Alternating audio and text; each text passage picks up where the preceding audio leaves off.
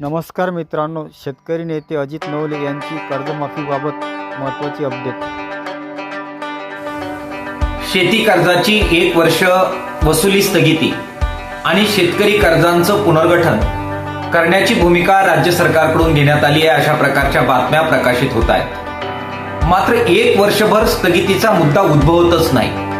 शेतकऱ्यांचं जे प्रचंड आंदोलन झालं त्या पार्श्वभूमीवर देवेंद्र फडणवीस साहेब, जे राज्याचे मुख्यमंत्री आहेत, त्यांनी प्रसार माध्यमांच्या समोर येऊन 30 जून 2026च्या आत शेतकऱ्यांचं संपूर्ण कर्ज माफ करू अशा प्रकारचं आश्वासन दिलेलं आहे. त्यामुळे कर्जाची जी वसुली स्थगिती द्यायची आहे ती 1 वर्षापर्यंत नसून केवळ 30 जून 2026 पर्यंतच द्यायची आहे. 1 वर्षापर्यंत स्थगिती देण्याच्या आडून पुन्हा एकदा कर्जमाफीची तारीख ही एक्सटेंड करण्याचा काही डाव राज्य सरकारकडून खेळला जातोय का, हे तपासून पाहण्याची आवश्यकता या पार्श्वभूमीवर निर्माण झालेली आहे. दुसऱ्या बाजूला कर्जाच्या पुनर्गठनाचा सुद्धा मुद्दा राज्य सरकार चर्चेत आणू पाहत आहे. एकदा कर्जाचं पुनर्गठन झालं की असं कर्ज नियमित कर्ज म्हणून गणलं जातं आणि नियमित कर्ज हे माफ केलं जात नाही.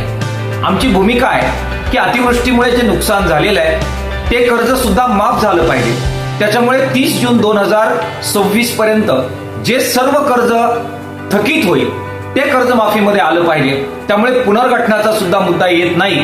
पुनर्गठन आणि 1 वर्षापर्यंत कर्जाच्या वसुलीला स्थगिती याच्या आडून पुन्हा एकदा कर्जमाफीला खो देण्याचा प्रयत्न हा राज्य सरकार करतंय का, ते जर ते करत असेल तर ही भयानक गोष्ट आहे.